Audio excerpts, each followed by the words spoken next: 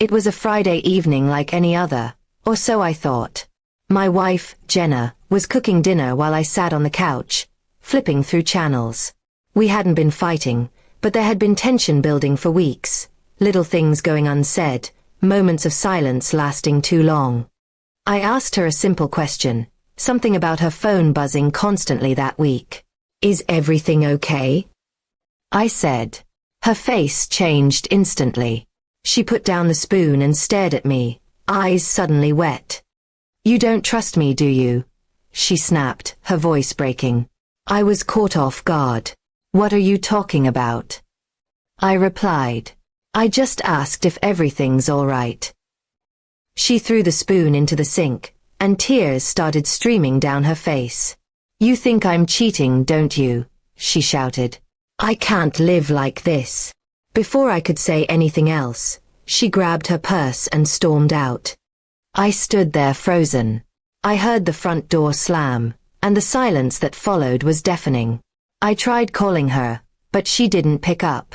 I messaged her, but no response. After a while, I gave up and sat on the couch in shock. Hours passed. It was nearing midnight. I had no idea where she'd gone. Then I saw a text pop up from one of her friends. "She's at the club. Don't worry.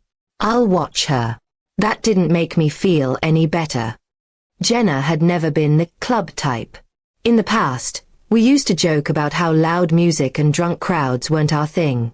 But now she was out there, emotional, upset, and probably drinking. At around 2:30 a.m., I heard the door creak open. I got up instantly. She walked in, makeup smudged, heels in her hand, eyes puffy. She didn't say a word and looked straight at me. "Are you okay?" I asked softly.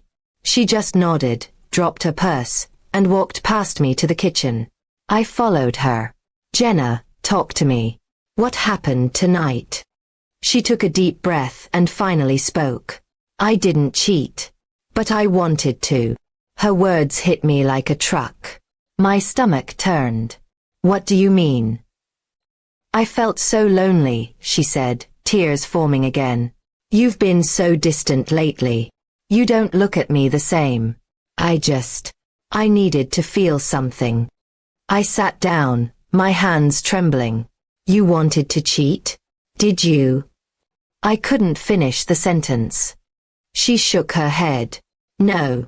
I danced, I drank, I even let a guy buy me a drink. He touched my arm, and for a second, I almost let him kiss me. But I didn't.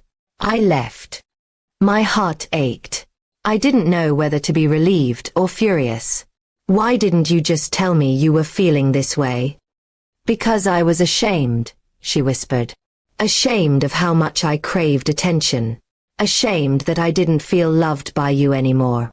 I stood there speechless. Was this my fault? Had I really been so cold that she looked for comfort somewhere else? I thought if I went out, got drunk, danced with strangers, maybe I'd forget. But it only made it worse, she added. I walked over and gently took her hand. "I'm not blameless either. I let the silence grow. I let us drift apart." We sat at the table, both of us drained. The night had turned into something we never expected. A confrontation we both avoided for too long had finally arrived. She leaned into me and said, "I don't want to lose you. But I can't keep pretending everything's fine." "Then let's stop pretending," I said. "Let's fix this. Not by blaming each other, but by starting fresh. Together." Jenna nodded, her tears falling freely now. "I want that too. But it won't be easy." "I know," I said. "But the fact that you came back, that you told me everything, that means something." We talked until the sun came up. Honest, raw, and open for the first time in months.